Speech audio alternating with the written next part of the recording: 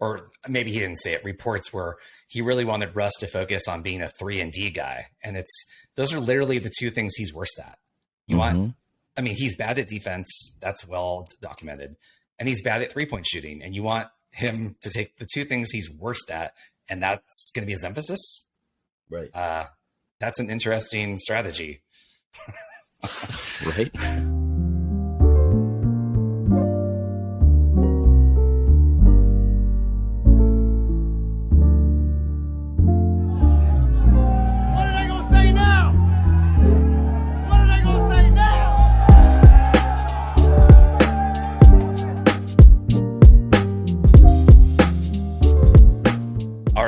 Welcome to the first ever, the inaugural, What Are They Going to Say Now podcast. A lot of NBA talk, but there'll be sports all across the board as well, except probably not baseball because it's just gotten so boring, but other than Aaron Judge. Anyway, turning off fans immediately that we don't have. Right. My name's Jay, and this is Tony. Tony, how's it going? Nice to meet you.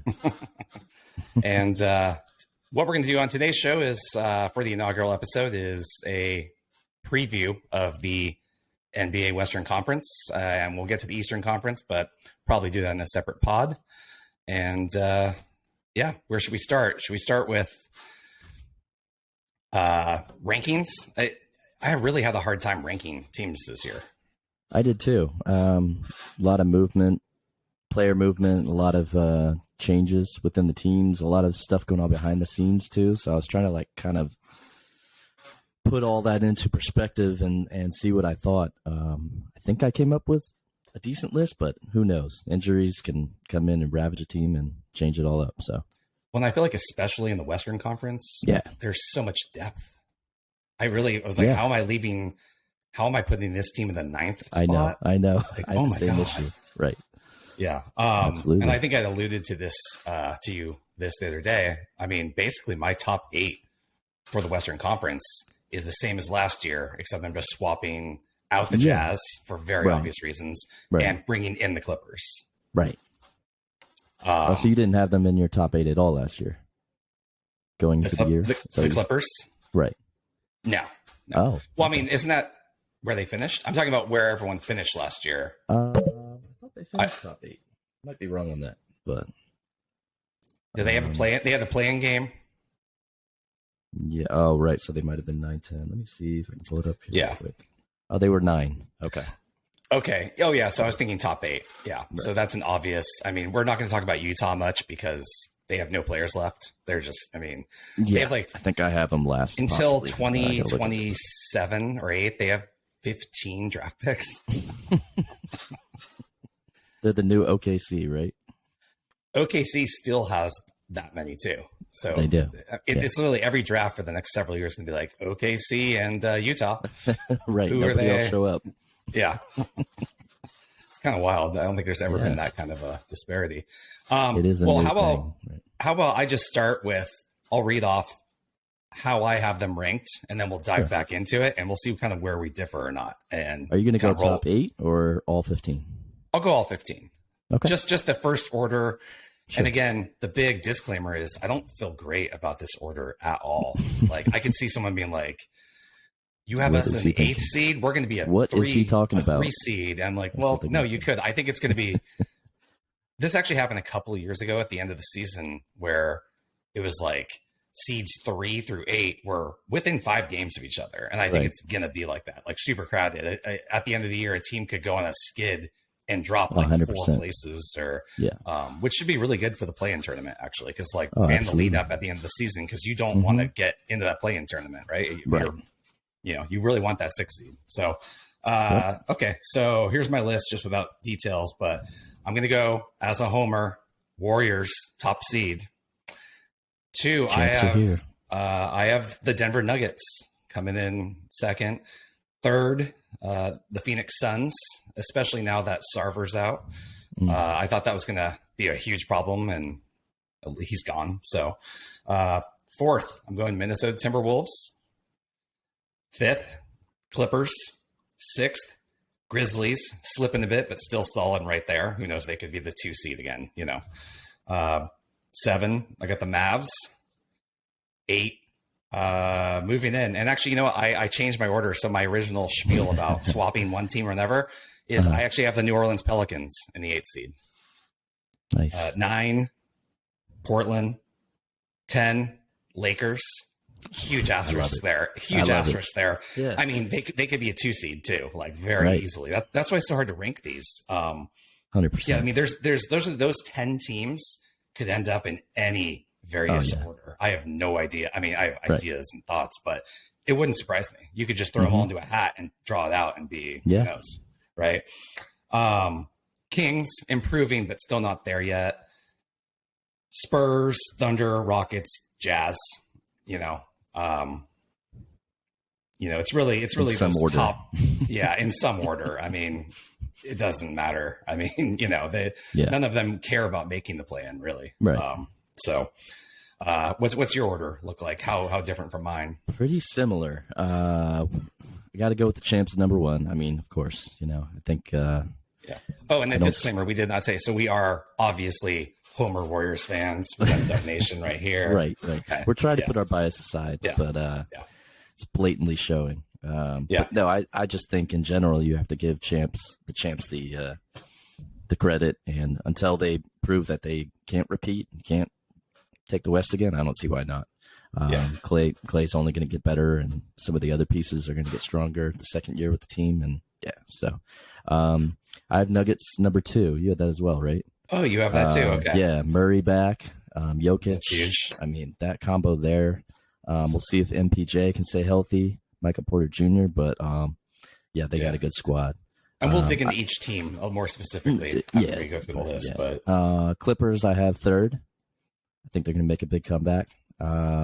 Suns 4. 5th, I have the Mavericks coming in. Timberwolves 6. Grizzlies, I think, are going to slide this year a little bit. Jaren Jackson. We agree on that. Yeah. Yeah. Jaren Jackson Jr. is hurt at the beginning of the year. I know we'll talk about it later, but I think that's going to hurt them a bit in the standings. I have the Pelicans at 8. Just like me. Yeah. Lakers 9. So I had him one spot better than you had him. I actually have the Kings coming into the play-in. I don't know if they're going to make the playoffs, but I do think they're going to make the play-in. They have some interesting Mike Brown pieces this year. running the shop there now. Mike Brown, and they drafted really well. They got some good young pieces. So, Blazers 11, Thunder 12, Rockets 13, Spurs 14, and I got the Jazz, the worst team this year, because they. I think everybody does. Yeah, it's going to be rough in Utah. Yeah. All right, so bouncing back, going team specific, since we both have the Warriors in the top seed, let's start with them. I think what was absurdly underlooked going into the playoffs last year was, and this is one thing that really bothers me quite a bit when they do playoff previews, especially like in the finals. Well, the Celtics against the Warriors in the regular season, blah, blah, blah. Oh, they were doing this and that. And you have to go look at the games and see who actually played, Right. Oh, well, that was without Draymond or Steph in the game. It's meaningless. That means nothing. Right. So that is a huge pet peeve of mine. But the underlooked thing for last year was, I mean, it did get brought up, but I think it was overlooked at the beginning. Steph, Clay, Draymond played in the regular season together 11 minutes. So when you're doing your postseason matchup and looking at that was not the same Warriors team. It was not completely different, but an extremely different, set of players on the floor. You're starting 5 that hadn't played. So, you had to throw out the regular season. And I actually think that's what really screwed up with. They got a lot of shit for it, like 538 with their, and I have my own issues with 538's predictive ratings based on their, is it Raptor system, right? Or is it Carmelo? I forget which one is theirs. I can't remember, but they got talking completely about, wrong. And they kept showing, the Warriors, but that's it's statistical modeling, and the Warriors totally threw that off because of how the year unfolded. Steph missed a month and a half. Draymond missed 2 months. Clay didn't come back until January, and then he was filling it out. That team just defied all statistical basic modeling, right? So, Right. but the point being is you saw them gel and get better and better as the postseason went on, right? Yeah, and so now we're going to start the season with right. those guys all out there together. Right. Right. And everything just kind of coalesced at the right time, right? You know, you had the experienced veteran guys coming together and figuring it out again, finding that mojo again. And then you had the young guys contributing, you know, Jordan Poole, Andrew Wiggins, just these key roles. And they came up, I mean, they came up perfectly, exactly at the right time as the veterans were clicking. And I think they also underestimated just finals experience, right? Actually going through what it takes to win a trophy. You know, Boston's never done that. This group of Boston Celtics has never done that. And I think that got underestimated too. So, and that's also the reason why I have the Warriors as the 1 seed, not just because they won the championship, because it's a slightly different team. We have some big losses. Gary Payton the second, that sucks. But good for him. Take that money. Go get it. But cohesiveness and continuity, you know, and now the Warriors have that, you know, coming off of last year. So I see them rolling through the regular season looking pretty good. The huge X factor, and I do have to be fair because I hammered the Lakers on this, is they are not, they're actually really young, but they're also old. Right. So like their core, they're in their mid 30s, you know, injury history. We saw it last year. So they could go on the skid mid-year, just like last year they did for a little while. Right. Steph misses some games, you know. I think the most games Curry has played in the last several years now is like 67. So he's going to miss some games probably. Right. So, I mean, that's why they were the 3rd seed last year and a couple games off of, you know, Phoenix and Memphis, right? So, I mean, I could very well see that happening as well. It wouldn't be a huge shock if they end up the 3rd or the 4th seed. And I also think after last year, they kind of proved they don't care. Right. You know, it's they just need to, they want to be healthy. Right? At the right time. Right. So, and we also have more reinforcements than last year. I feel like, you know, with a healthy Jordan Poole, healthy Wiggins, and then Wiseman back healthy. I mean, you know, you got some pieces that can come in and spell minutes for those other guys. I'm really excited. So I'm excited to see Wiseman and what he can do because Steve Kerr recently was saying how, you know, they just threw Wiseman in there because they already knew it was a lost season 2 years ago. They knew, right. And he's, you know, and he was saying, you know, it was maybe not, they just wanted to see what they had, but maybe it wasn't the fairest situation to him, just getting thrown into the fire like that. But it'll be really interesting to see what we have there. I mean, he was the 2nd pick for a reason. And if he can stay healthy and that knee, I guess, looks good. They were so cautious with it, which was good. That could be really fun. It'll make the regular season more interesting to watch, at least, you know, than, you know, I'm not too worried about this Warriors team missing the playoffs. Hence picking as the 1 seed. And then just the youth movement in general, more Kuminga, more Moody. Those guys were 19 last year. They'll be turning 20. They're still young and developing. 100%. It could be really fun. And then we're going to see, I think there's going to have to be some, I don't expect to see Curry and Draymond play a lot of back-to-backs in the Kawhi Leonard model, if you will. Not quite to that degree. I mean, Kawhi literally doesn't play back-to-backs now ever, right? Isn't that the policy? So pretty much. Well, also has been healthy in about 5 years. So so there's all those factors that play into. So I mean, if the Warriors do slide back, I could see them being the 4th seed, but coming in the playoffs as the favorite in at least as far as Vegas is concerned. So and I don't want us to talk about the Warriors too much because we'll be doing that plenty during the year, you know. Right. So any last thoughts on the Warriors before we move on? No, I think they're in a good spot. I think they're fully confident. You know, I was listening to a lot of the interviews from Media Day and from you know, just where they seem like their head is at, and they seem like they're in a really good spot.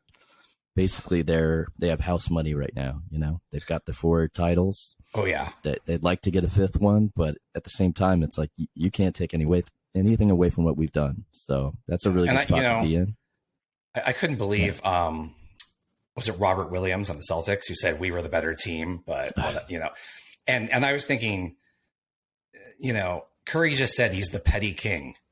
You're giving, you're providing them with bulletin board material like that. Are you crazy? in a 7-game series. Thank you for doing that. That's amazing. In a 7-game series, Steph probably printed that little Twitter comment out and it's up on his locker. on the exactly. You just don't do that. That's in a 7-game series. The best team always, Yeah, that I'd reminds me of comes out on top. What's been fun this post championship and off season is, man, the Warriors, more than you ever thought, they keep receipts. They really do. Remember all this, like Zero and and Steph had acknowledged it before, but he doesn't get on Twitter like KD or some of those other players. But he says, he's having a bad game. He'll go on Twitter at halftime and look at his phone. Oh yeah, and he'll pull out receipts if they do what they did last year. Steph's trash and whatever. And remember that game against Houston a couple of years ago in the playoffs, and KD was out, and Steph had 0 points at half. And he said he went to the locker room, was on his phone, and was, Curry's trash and whatever. And then he comes out and scores 30 in the second half, and they win that game and close the series out. So anyway, so let's move on from the Warriors. We got to avoid doing too much. So we both have the Nuggets second. I think that's obvious. Jokic is a beast, and he's getting better. I think the Warriors gentlemen swept them, right? It was 5 games in the playoffs. I believe so. But I mean, Jokic was really good. He was really good in it. He's just amazing. He's so efficient. And then now he's going to get Murray back. And Murray's good. Murray's very good. Yeah. Yeah. So, they were the 4th or 5th seed last year, right? Right. And so you add Murray to that mix. Murray. That's kind of and where then, I was thinking. And then Jokic he's got his big new contract and he's filling it, and it's back-to-back MVP. Yeah. And he has almost no chance of winning MVP again this year unless the Nuggets are the 1 seed and they blow everyone out of the water. Because even then it'll be, well, he has Murray back now. And actually his numbers might go down a little bit because Murray's going to eat some of those points. Probably, yeah. Yeah, but Jokic is so efficient. He just keeps that efficiency. I just remember that playoff series. I mean, he's just one of those guys that when he has it going and you don't know where it's coming from, the barrage, he's scoring, he's assisting, he's controlling the game. It felt like we had the series under control, but that guy always instills fear in you. Yeah, I was never worried about the series overall, but he was just so impressive. Yeah, and you worry about your guys getting beat up, having to deal, having to deal with him and chase him around, and he's not fast. But I actually feel like Draymond didn't get enough credit because he got so trashed on during the finals, but that Denver series, Draymond was incredible against Jokic. He was, there was the big final highlight of that in the 5th game, that steal at the end. And, and when you listen to Draymond's, you listen to Draymond's podcast, right? You listen to Draymond's. Oh yeah. And he has so much respect for Jokic. He's like, that guy is incredible. So, and sometimes players have the worst takes often, but when there's just pure respect like that, that's when it's legit. Right. Yep. Okay. Next up, I had the Suns and you had, who was your 3rd seed? I had the Clippers. And I could totally see that happening too. Let's go Clippers first. Okay. That's so obvious. Kawhi's back. Paul George was actually really impressive last year carrying that team. I know they didn't have the success they wanted because they knew it was a throwaway year without Kawhi. Right. And Paul George, he gets a lot of crap for, remember, playoff P and a couple of bad performances. But in that, maybe it was the play-in game, or I'm totally misremembering if they had the series or not, but it was a play-in game, right? And he was really good. I'm blanking out a little bit, to be honest, but he's a good player. So he is. Kawhi back, and what's interesting is going to be John Wall is there. Yeah. And I looked it up because I was curious. He didn't play at all last year. It was that whole Houston benching thing. Right. The year before the shortened season, he played 40 games. The year before that, he was out with the Achilles. Yeah. He only played like 40. So since 16, I think it is 16, 17 season, he's played 110 games. That's it. Wow. He's played less in the last few years than Klay Thompson. That's crazy. Right? Yeah. So it's interesting. He was a still productive. Good player. He was good. So, if he ends up having any piece of what he was before, and he's their third or fourth option, that team could be really scary. Oh, 100%. It's easy to write guys off, but he's well rested, clearly. Yeah. Yeah, they have something to prove. I think they're very well coached. They kind of know who they are and what they want to do. They just have had really bad luck with injuries and some playoff bad luck and things like that. But Ty Lue is underrated coach. He's a really good coach. Yeah.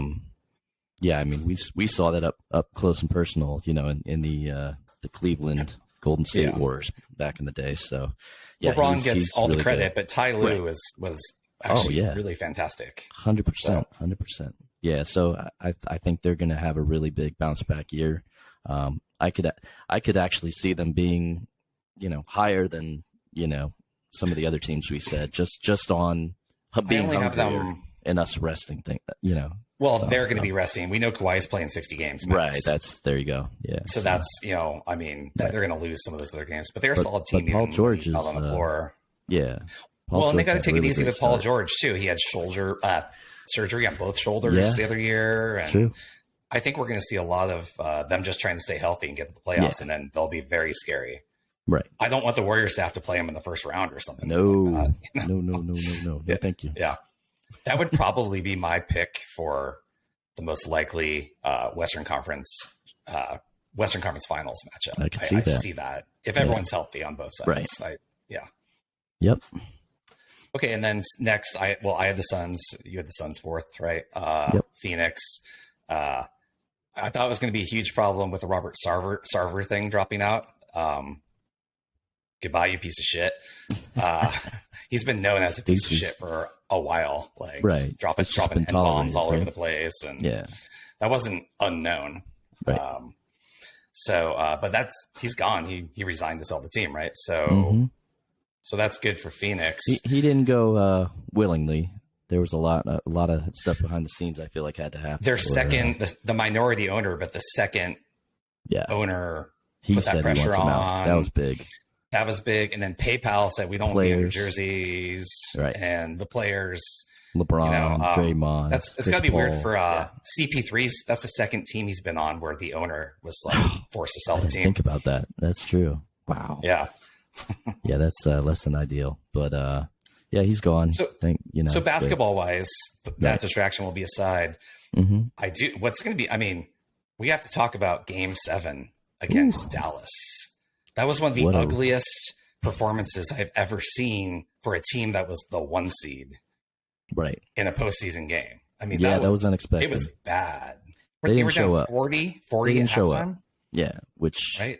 I don't understand how it was really bad. Yeah. So I've heard some people suggest that at home. They're showing all the Suns fans on the sideline just like booing. Think about how much you paid for those tickets too. Oh man, it was just like this is awful.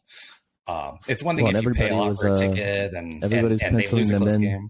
Yeah, to play us, and Suns are gonna destroy the Warriors and this and that, and for them to go out like that was not a good look. Yeah, so it's been suggested by some. I think Bill Simmons said this. It's really hard to bounce back from something like that. It's like an emotional trauma that affects the whole team. And then it's been messy. The Aiden deal ended up happening how we all kind of thought it might. Mm-hmm. And I guess he's paid, so he's good. Who gave him that qualifying offer? Who gave him the qualifying offer? About that. Was it? I want to say it was an Eastern Conference team. Detroit? No. It might have. I forget. But regardless, he got his money. Should know but that. I will say the way it all went down, you know what? He got paid. He's probably like, whatever. I think the agents try and do a good job and tell these guys, this is just business. This happens, Right. Pacers. So Pacers. We'll see. It was Pacers. Got it. Pacers gave him that. Which, by the way, there used to be more of that where teams would make the qualifying offer to a player, and then the team could match it or not. And the reason we don't see it as much anymore is the Pacers had to clear their books to make the offer. Right. And then the offer gets matched by Phoenix, and then they're left without a chair. Yeah, they're kind of so they traded guys and I believe cut guys to make that space to make the offer. Yeah. Which I guess that way teams can't meddle with other teams, right, in kind of an unfair way. If you can just throw it out there as a theoretical offer and then right. clean up your it's mess got to cost you something, right, to make the ring. Yeah. So I guess that makes sense. Yeah. And then Phoenix is also interesting. CP3, how old is he? 37? 36, 37? 36 maybe? Yeah. Although, I mean, I heard he's gone the full Steve Nash route, like super clean eating and just like, I believe that, prolonging his career by trying to just be as healthy as possible. So those injuries pile up though. Every playoff series, well, every playoff year, it's one thing or another, you know, and that's true. Yeah. That's my thing with him, as far as, you know, I do have them doing pretty well in the regular season, but as far as playoffs, the grind and the series and everything, I just feel like, I'm a regular season believer. Right. Absolutely. Yeah. The Ayton situation, I'm not so sure that it's all water under the bridge. I think that's going to take a lot of mending. Winning helps that. You know, if they do really well and they get really far this year, that'll help. But I feel like that's not something that's just going to go away. Well, but I do wonder how much of that was Sarver, who is known as a cheapskate, and he's gone. Right. But I'm sure. But I mean, the GM. You know what's interesting about the Sarver thing, and I don't want to dwell on this because it's kind of done and done. I mean, he was known as a racist POS, right. But he also had a black head coach and a black GM, which it just seems odd to me. But it's such a contradiction of. Yeah, I don't know. Is. Like you said, you know, that doesn't necessarily mean that. How many black GMs are in the league? Scenes. Right. Yeah. How many black GMs are in the league? Not many. Not many. Yeah, I'm trying to think. I know there's more than one, but there's not many. So I just found that as such an interesting contrast. But anyway, yeah, Phoenix, they'll be solid in regular season, and then they're gonna have to overcome some playoff demons after what happened last year.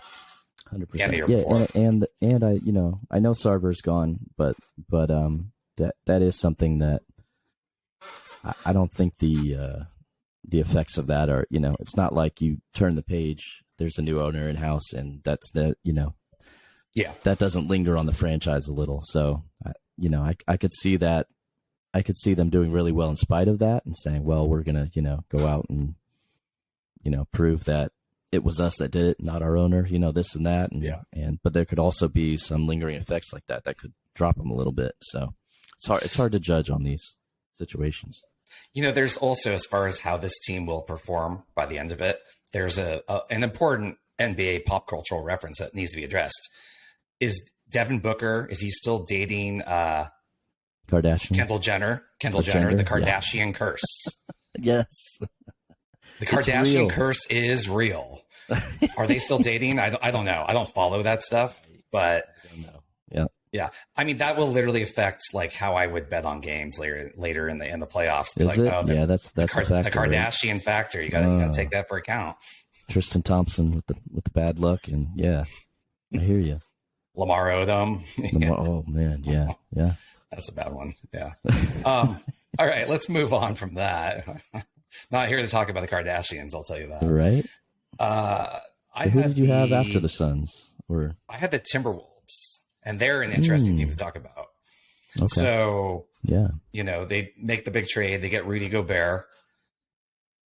I really like Anthony Edwards a lot. I think he's going to be really good. This is going to be his third season. Players make the jump a lot, and I think they feel like he's a super duper star in the making. And I see it.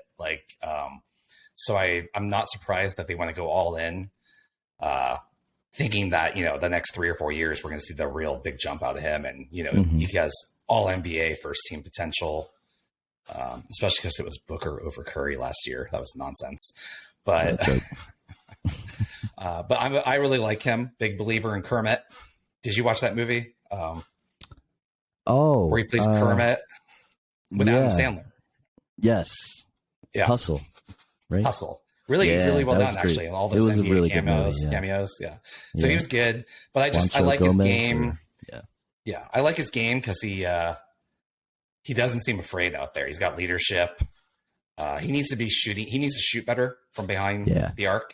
Mm-hmm. I think he was in the sub 35% on the threes.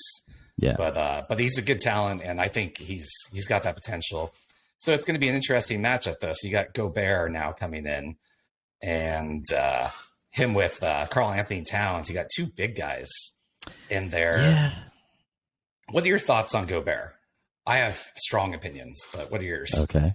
No, I think he's a game-changing defensive player. I think he can be in the way a little bit on offense. At least he was in Utah to me, and I worry about that a little bit with Minnesota. You got two bigs, Towns likes to work in there in the paint sometimes too, and I'm just wondering how the spacing is going to work with that, and Edwards around them, just some of the other pieces. I think it could work really well, but I also see potential for that taking a while to take shape as far as, chemistry where's and Gobert figuring out. Where's Towns going to be? How's he going to interact? Figuring out rotations with those guys. And that is also, you're talking about the spacing. Right. That's also why Edwards needs to improve his 3-point shooting, because you're talking about crowded in the paint, and you need that outside shooting. Mm-hmm. And the guys they traded, including Patrick Beverley and some guys, were decent shooters on the outside. Mm-hmm. And you know what? Who is forgotten in all this also is D'Angelo Russell. Former Warrior. He kind of gets. He did not have a great short stint in Golden State. Right. I liked him though. I liked his energy, but he's still really young. It'll be interesting to see. And him, he needs to increase his outside shooting as well. So him and Ant should be working on that. So if those guys pull it together, that team could be really scary. He had some big playoff moments, D'Angelo Russell. I remember that in the series against the Grizzlies, right? It actually seemed like they were kind of in control of that series, and just lost momentum. And I think they're a young team and didn't have the experience and things like that. But I think they could be. And they were a little happy. They were a little happy to be there after the play-in championship. Which happens. It happens. Young team. Yeah. So, it'll be interesting. So that's that. Sure. I think that's my pick for the high variance team of the year. Okay. That could be all over the place. They could be a 2 seed or just train wreck. No, not train wreck. That's I don't see. They're not going to be worse. Be a playoff team regardless. But I guess by train wreck, what I mean is they could go to the playoffs and then just lose in 5 games. 100%. That could happen. But it's also going to be about matchups. Yeah. We're talking about the crowded paint and 2 big men. How are they going to match up against, say, the Warriors or the Grizzlies going small? Right. Like, can you keep Gobert on the floor? Mm-hmm. Because it's like he's a okay. So my thoughts are, he's one of the best rim protectors in NBA history. That's obvious. Mm-hmm. But he can be vulnerable. You bring him out to the perimeter. You do pick and rolls. Yep. That's a problem. So the Warriors run out a small lineup. Yeah, he has. The Warriors run out a small lineup, or Memphis, or the Suns can actually do a little small ball as well. Mm-hmm. Can he stay on the floor in those situations? And it's going to be we're going to see some really interesting matchups with that. There's teams that they are just going to dominate, and then they're going to look like absolute killers. Yep. But then they might have matchup issues, and I don't think we're going to see that during the regular season. I think it's going to be in the playoffs that it comes out. Yeah, I think that's something where that comes into play, playing a team multiple times over several days, right? They start to make adjustments, start to see how he can be exploited even more, and that could be problematic. Yeah. Well, and teams game plan during the regular season for matchups. Yeah. But it's like, we're on a road trip. We're playing 5 games in 10 days. They're not installing new defensive strategy sets. They just have emphasis points. It's so different during an actual playoff series. 100%. So I could see Minnesota, like I said, they could end up like the 2 seed or something too, and come in and then really see some problems in the postseason. And we've seen Cat not look great in big moments too, and he's going to have some scrutiny on him 100% as well. So it'll be interesting. It's actually going to be pretty fun just to see what happens. And I'm kind of rooting for them. Like Minnesota fans, had a bad stretch. So I hope they do okay. And then, like I said, I like Anthony Edwards a lot. So he's definitely, him and Ja Morant are like the 2 most exciting young players, I think, for sure. 100%. Yeah, that series was actually a lot of fun. That was probably one of the most fun first round series that we had. Right. I just remember like every single game, I was like, oh, this is great. Back and forth. You can tell there's bad blood there. those are always fun series to watch.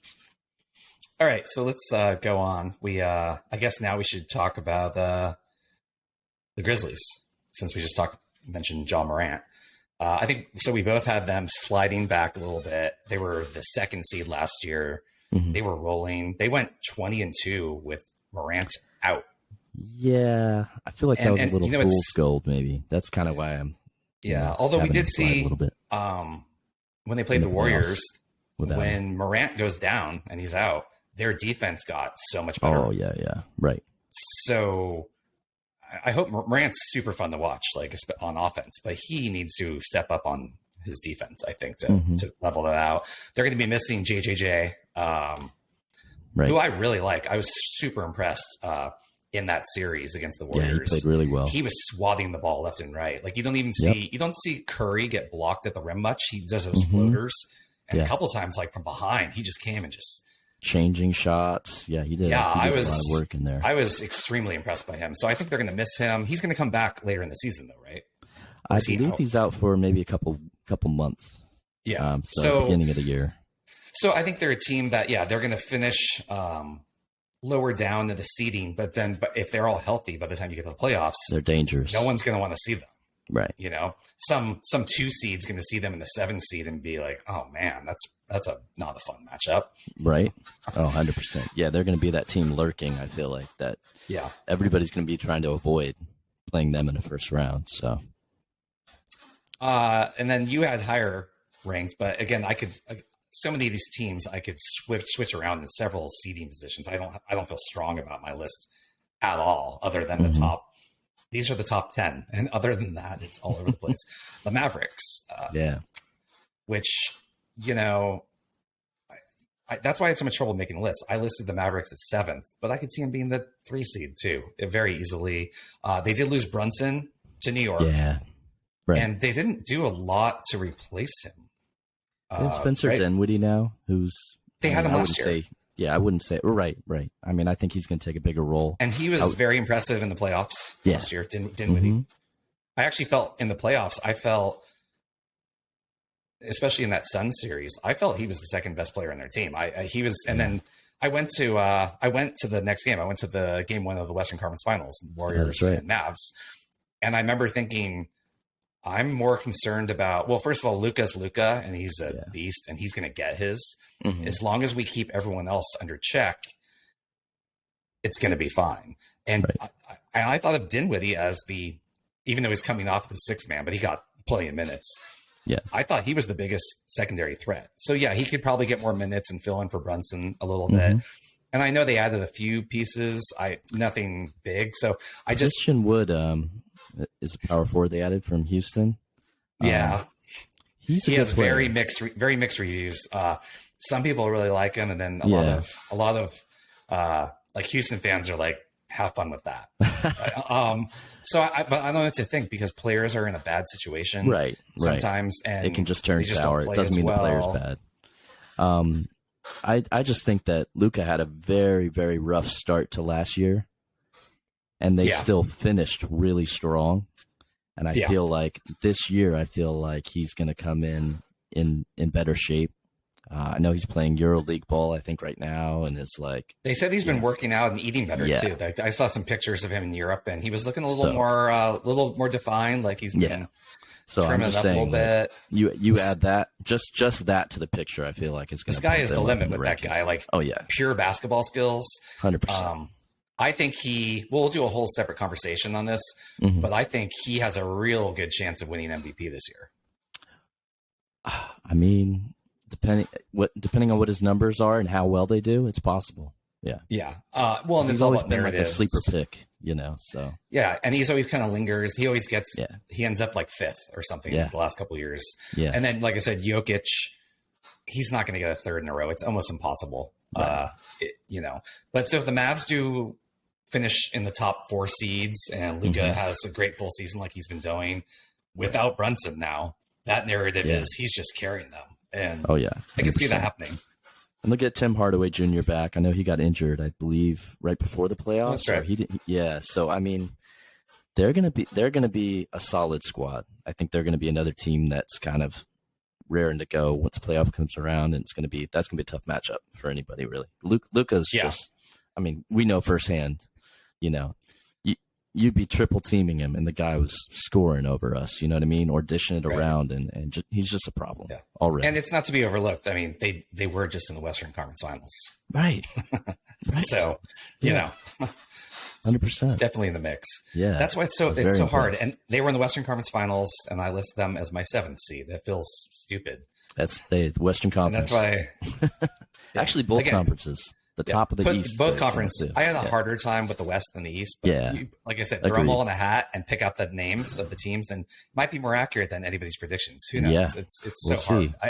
It's actually great. This is the most parity in the NBA in a long time, especially after the Warriors Cavs runs, where you know what was going to happen more or less. You know, injuries, but you know, you kind of had a general idea, and it was, you know, we've talked about this. When KD came to the Warriors, we were excited, but then it was kind of boring. Right. You know, and I get everyone hating it because they're like, you just made the league boring. And he kind of did. And, you know, I appreciate the championships. I'm not going to scoff at that. But it's true. So, I mean, both conferences are so deep. I have no idea what's going to happen, really. I mean, any number of teams. How many teams do you think could win the championship next year? I would say out of the West, or are you Warriors talking about overall? Well, fine. Warriors, Nuggets, Suns. They were just in the finals. Timberwolves. That wouldn't surprise me. Clippers. I think Clippers. A young Grizzlies team. The Mavs could do it. I don't know. I don't know if hot. I could. I don't know about the Grizzlies, or I feel like some of those young teams. There's just too many good teams above them. Right. But then you have the Bucks. You have Boston. You have the 76er. I mean, there's 10 teams you could talk me into saying there's at least 10 between the conferences that I'm like, oh, they could win it all. So 100%. Crazy parity, which is really, I don't remember a time. Yeah. It makes it fun. It felt not anytime recent. Right. Yeah. Who's next on our list? We have New Orleans. Okay. And you had them in which seed? I had them in the 8th seed. And so did you. Did we skip somebody? I think well, we already talked about the Timberwolves. I had Grizzlies 7th. So, maybe we talked about everybody. So, New Orleans, the Pelicans. Yeah. Zion looks like he's lost some weight and looks fit. Yeah. Yep. And, you know, it's CJ was a big addition. Brandon CJ McCollum has proven he's maybe a little underrated. He was in every trade rumor ever for a long time. And then, I mean, he got over there and was leading that team. Yeah. And he was playing great. And so you get Zion back, and with Zion when healthy, you know, I'm a big fan of real plus minus as a stat. Not it's where it's adjusted, you know. And you go back and you look at the last several years, and it's like Steph, LeBron, Giannis.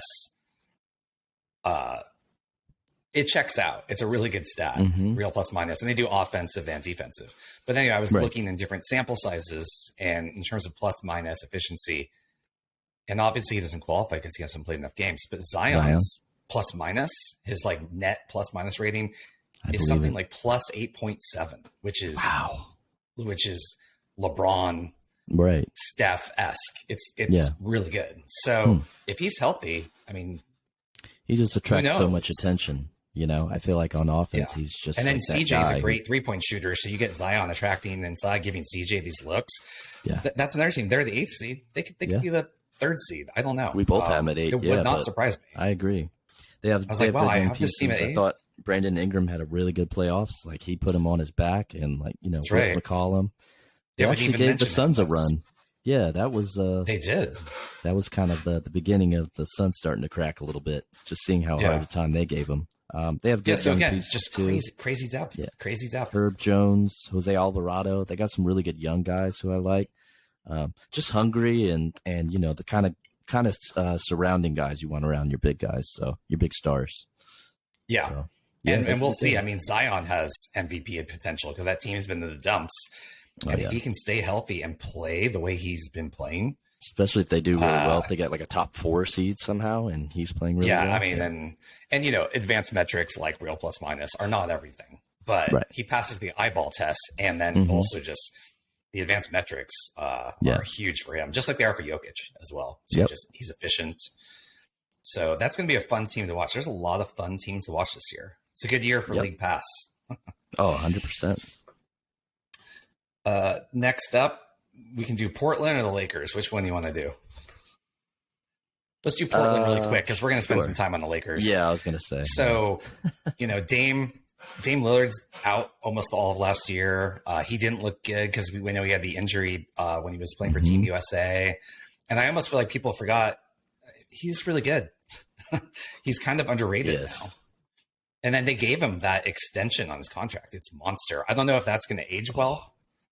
Probably. Well, yeah, I don't know. I think the first couple of years will be good, but I think like in 5 years from now, because he's fully under contract for 5 years. Wow. I don't know if that had anything to do with providing stability for the franchise because Jody Allen, taking over for Paul, and then it's going to be sold. I don't know. So that's providing at least some star power in its evaluation. Yeah.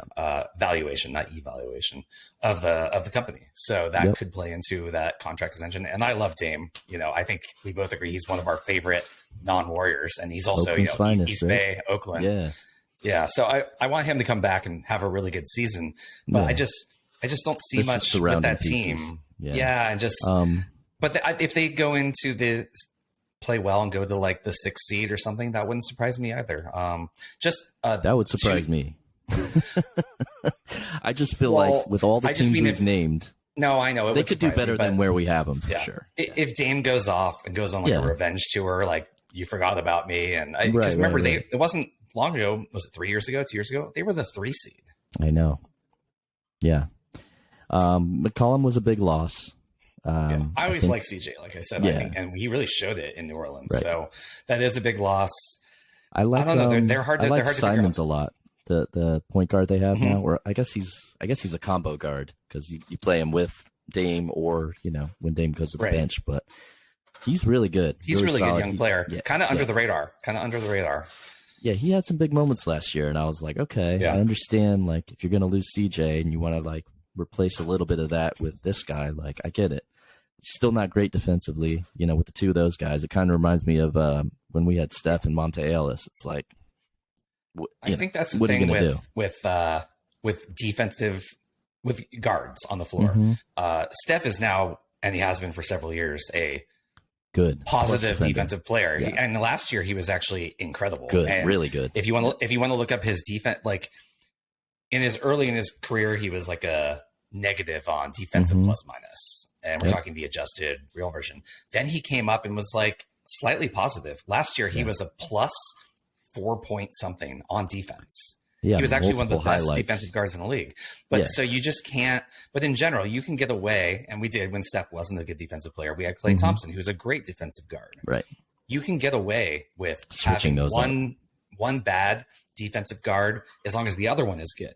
But if they are both bad, like we saw with McCollum and Dame, it doesn't work, you know? And we'll get into that discussion on some other teams. It's actually surprising. Down the road. It's surprising they got as far as they did with that guard lineup, right? Like that they made the Western Conference Finals and that they were that successful. Yeah. Well, they can. Yeah, that's true. Yeah, that's true. They just get hot. All right, let's get on to the fun. Let's talk about the Lakers. Oh boy.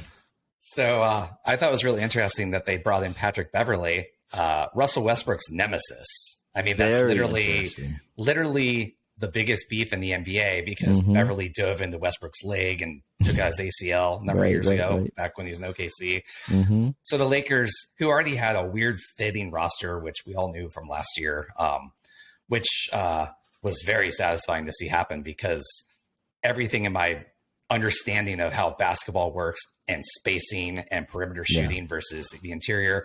And they brought in Westbrook, and I said, that makes no sense whatsoever. So to see it play out the way it did was so satisfying. So satisfying. But anyway, so on top of that, there was maybe some chemistry issues there a little bit. And then you bring in Patrick Beverley, who I do like his defense. Obviously, he's a very good defender and high energy guy. But it's just weird on top of the Westbrook situation already being tepid, or I don't even know what the right word would be to describe that situation. Then you bring in his like enemy, although I guess they've probably patched up. That's what I read this. This I mean, I think that could just be noise. I don't think they're each other's best friends for sure. Yeah, and so again, making the West complicated. okay, AD, who now Charles Barkley has labeled street clothes, which is pretty hilarious. It's mean, but it's hilarious. Chuck's funny. You know, if he stays healthy and LeBron stays healthy, and that's a huge if. Injury history, LeBron is about to turn 38, and he has more miles on him than pretty much anyone in NBA history at this point. He's right up on Kareem, right? Yeah. Very close. I mean, he's about to pass him in points this season too, which is amazing. The idea that LeBron's going to, I mean, I hope he stays healthy. I don't like to see guys get hurt, but that team, and then Westbrook's a mess, and he's lost a step, and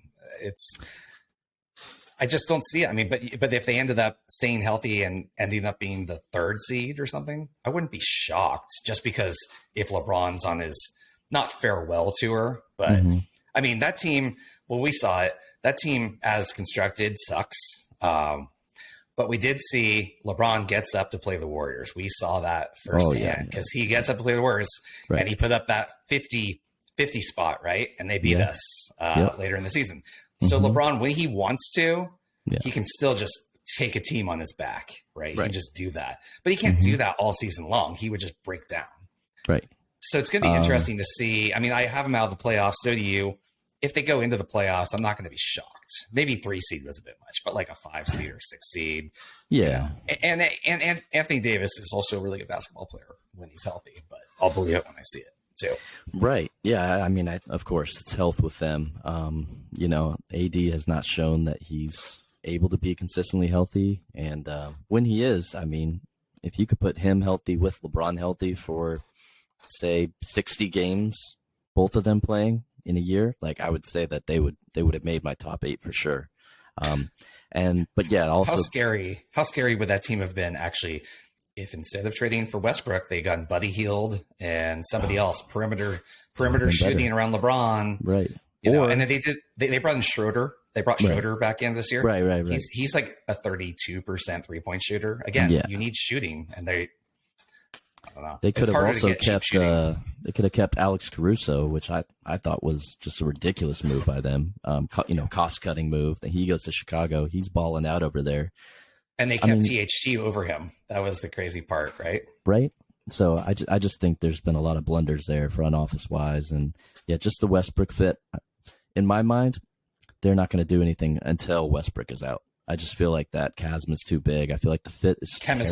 The chemistry is horrible. Just the vibes, you know. I'm a lot about teams' vibes. I just feel like that's just something that until that changes, it's not going to get any better. So. Westbrook has to be, and this isn't just recent bias. You know, this isn't just because of what happened last year or the year before.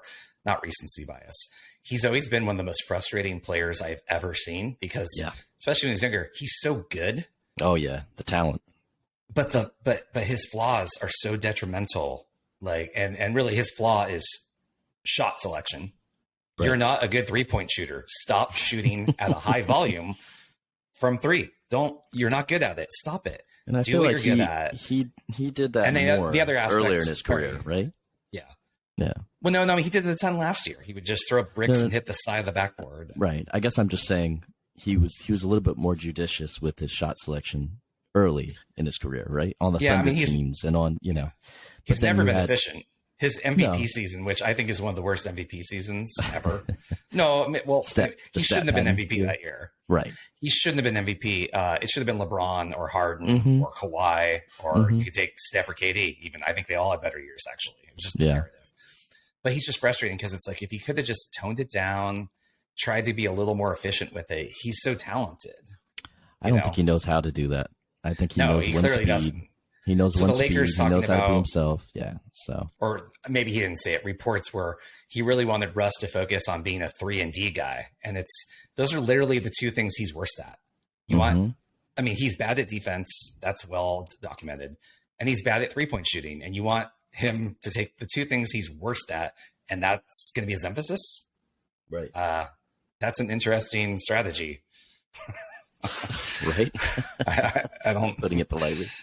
Yeah. I think they could be good. If all things go right, but like I said, I just feel like the chemistry and I don't feel like those guys are going to be injury free this year. I feel like you're going to be dealing with one injury or another, either to LeBron or AD, and then them trying to like tread water. Yeah. I just don't see it happening. And to be fair, for the Warriors haters out there, if you want to say that about the Warriors, I can acknowledge that there is a good chance there'll be some injury issues that hamper our squad for sure. Absolutely. So next up, let's talk about the Kings. That's going to be interesting. They got Mike Brown.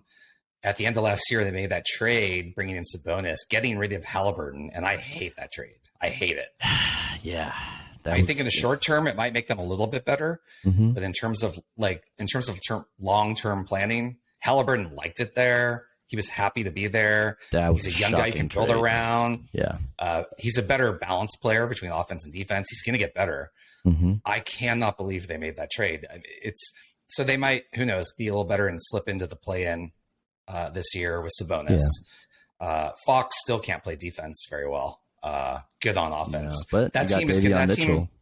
Davion Mitchell's a very good defender. I really like their the draft pick they got, the Keegan Murray. He's a beast. He was beast. But that team is going to have defensive issues. They're going to have to win games like 130 to 120. Right. And they could. I mean, Fox is a really good scorer too.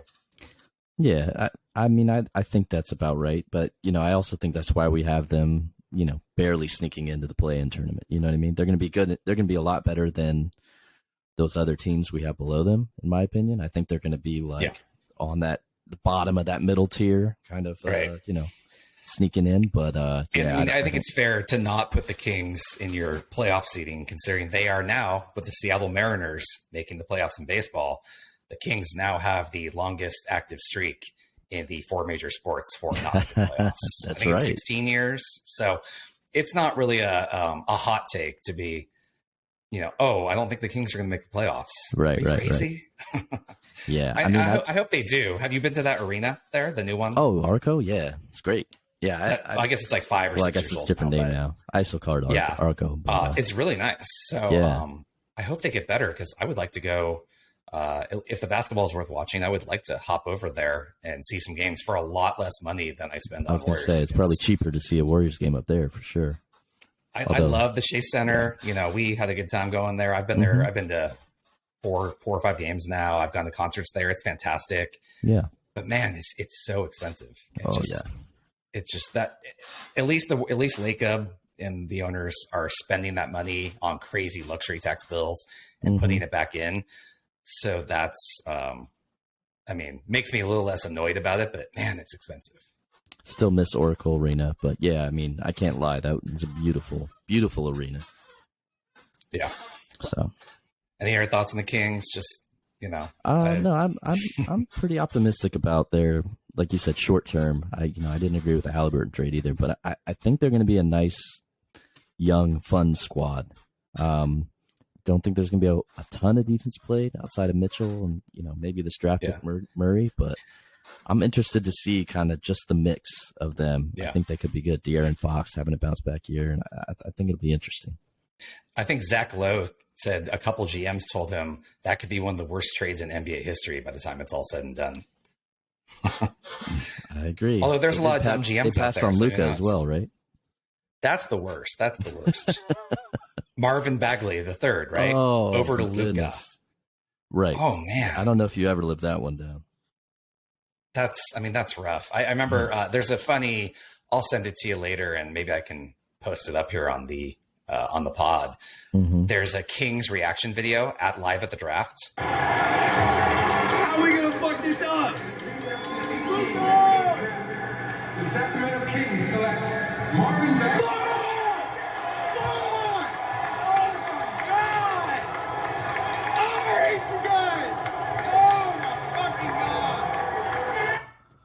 And you just feel that pain for the Kings fans, which as Warriors fans, we can relate to. People, people forget. Everyone thinks we're all bandwagoners and don't realize that plenty of us grew up just with pain after pain. 20-win seasons, one after another.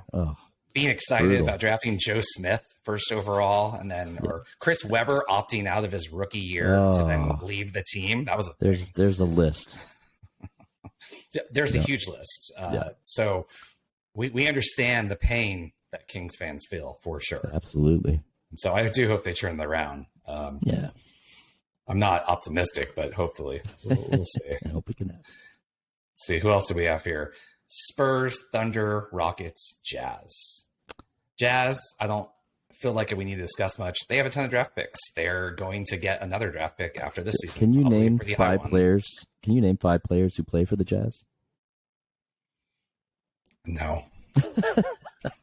Can you? I can look it up, but I would look it up and recognize them. But yeah, but it's going to be rough. It's going to be a lot of young guys, a lot of draft picks. Thunder. What a bummer! Chet Holmgren going down for the year. And he looks so good in summer league. Yeah. Oh man, that's just. It was brutal. Like and then everyone overreacts and says they shouldn't play. It wasn't summer league. It was actually like Patrick Beverley's organized. Oh, that's right. Scrimmage type thing. Yeah. But I mean, guys got to play. The idea that you can't play basketball other than in an actual NBA game, like Injuries people underestimate these guys. Ball at practice and do all kinds of, I mean, that's how they stay sharp. You got to play. Right. So that happens, and it's such a bummer because I think he was going to be really interesting to see. I mean, he still will be. But man, Clay tore his Achilles in a practice run, right? Clay tore his Achilles, the same kind of thing. He wasn't playing. I think it was a pickup game. Or similar to a pickup game, right? Like an organized more organized. So it's just bad luck. It sucks. I hate injuries so much. But I think getting him back, I think this year is going to be a rough year. But I think when you get him, they have all these draft picks. They have Josh Giddey. I like him a lot. Shai Gilgeous-Alexander is a really good young player. Really exciting, underrated, kind of. But every time the Warriors play the Thunder, I mean that guy's doing something, So I think. And then they're going to end up drafting Wembanyama, or how do you say his name? Hey. Oh yeah, that's right. Yeah, he's. I mean, there's a good chance they will draft him, right? I mean, so you just add him to the mix. High percentage of chances because they're going to have multiple ping pong balls in the mix, obviously next year, like several. So it's kind of like Philly with with their strategy. You just wonder how all these draft picks are going to. Yeah, you just wonder how all the draft picks are going to fit together, and they might be something good down the line. Yeah. Then we have the Spurs. They lost DeJounte Murray, who I really like him. He's. He was an all-star last year. I think he was and was he third team All NBA possibly, or he was close. If he wasn't, he definitely got some votes. I promise he got some votes. Right. Super efficient. He almost averaged a triple double last season. Did you know that? I didn't know that until I saw the trade and looked it up. I know he was like 22. He was like 22, 9, and 8. Wow. Yeah.